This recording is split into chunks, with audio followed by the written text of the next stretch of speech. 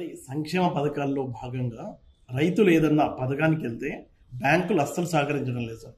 దానికోసం కమిషన్ ఏం చేయబోతుంది? మేము నిజమే ఇది నిజమే ఎస్ఎల్బిసి పనిచేసుకోవాలి.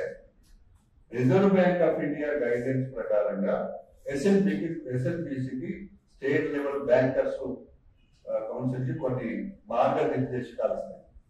ప్రతి సంవత్సరం కూడా బ్యాంకు మీటింగ్ అవుతుంది. వ్యవసాయానికి ఎంత పర్సెంటేజ్ రుణాలు ఇవ్వాలి, దాదాపుగా వ్యవసాయానికి రిజర్వ్ బ్యాంకు గైడ్లైన్స్ ప్రకారంగా 24% ఇవ్వాలి. ఆ 24% శాతం జాతీయ బ్యాంకులు అప్పులు ఇవ్వటం లేదు.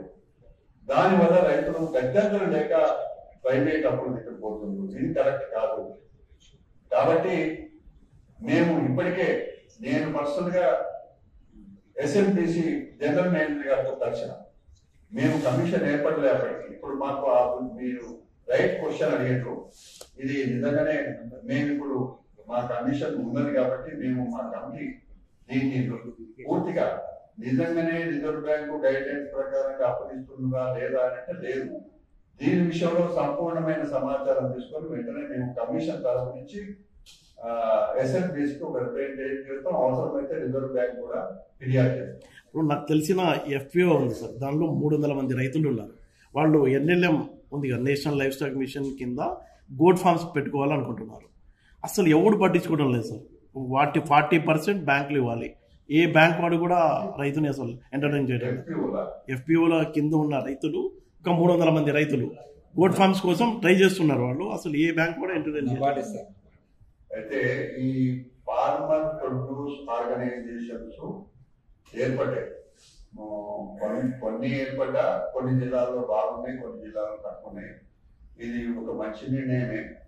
దీనివల్ల ఒక రైతుల ఒక గ్రూప్ గా ఏర్పడి వాళ్ళ పంటలకు సహాయం అందడానికి కేంద్ర ప్రభుత్వం ఒక పథకం పెట్టింది. అది త్రూ నాబార్డు ఇస్తున్నారు. ఎక్కడైనా రైతులు వాళ్ళకి మీరు అన్నట్టుగా ఏ పంటకైతే రుణం గోట్ ఫార్మ్ కోసం మన యానిమల్ ఇప్పుడు పంజాబ్ అంటే ఇప్పుడు బ్యాంక్ వాడు ముందుకు రావడం లేదు సార్ 40% ఇవ్వడానికి. ఆ సమస్య ఎలా అధిగమించాలి? కమిషన్ ఏం చేయబోతుంది? వాళ్ళకి ఎవరి దగ్గరికి వెళ్ళి వాళ్ళు ఏడవాలి? మొన్న మేము నిజామాబాద్ పసుపు రైతుల విషయంలో నిజామాబాద్ పోయినప్పుడు ఎఫ్పిఓల విషయం ప్రస్తావనకు వచ్చింది. కరీంనగర్ లో ఒక సమావేశంలో అక్కడ ఎక్కడికి పోయినా ఎఫ్పిఓల ప్రస్తావన వస్తున్నది. వాళ్ళకి వాస్తవంగా చూస్తే కేంద్ర ప్రభుత్వం నిధులు ఇస్తామని మాటించింది. అది సంపూర్ణంగా నెరవేరడం లేదు. ఎవరినైనా ఇది నాబార్డు బాధ్యత, నాబార్డు వాళ్ళు ఇవ్వాలి. నాబార్డు ఇప్పుడున్న ప్రస్తుతం ఉన్న జనరల్ మేనేజర్ మేము పిలవలే. మాది నిన్న ఇదివరకున్న ఆయన మోహనయ్య గారు రైతుల ఆత్మహత్యల విషయంలో మేము ఇది వాస్తవమే మేమైతే ఆహ్వానిస్తున్నాం. అది పేరు ఏదైనా కానీ సహకార వ్యవసాయ పద్ధతి రావాలి.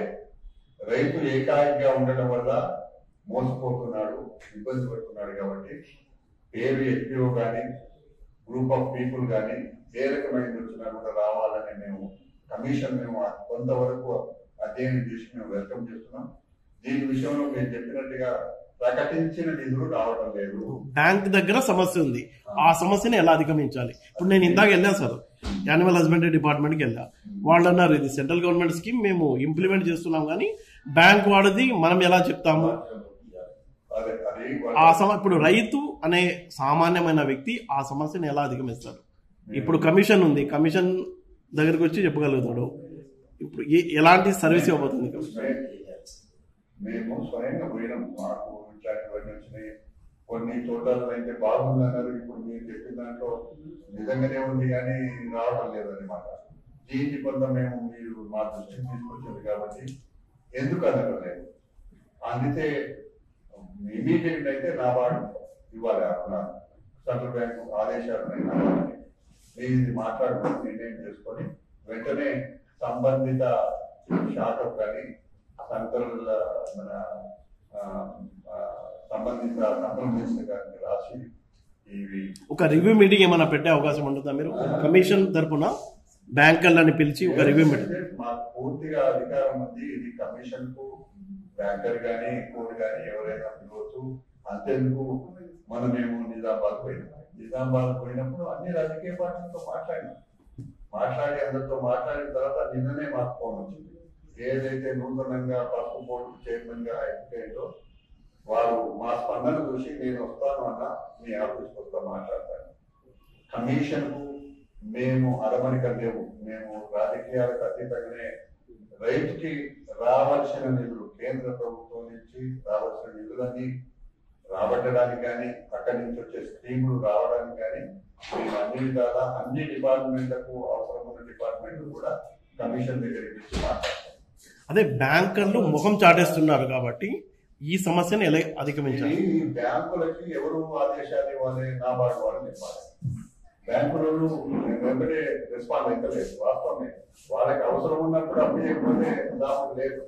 సో వాళ్ళనే మేము మాట్లాడుకొని సాయంకాలం లోపల నాబార్డు వాళ్ళతో కూడా మాట్లాడి శాశ్వతంగా ఎటు జరగాలనే దాన్ని కూడా నిర్ణయించాం.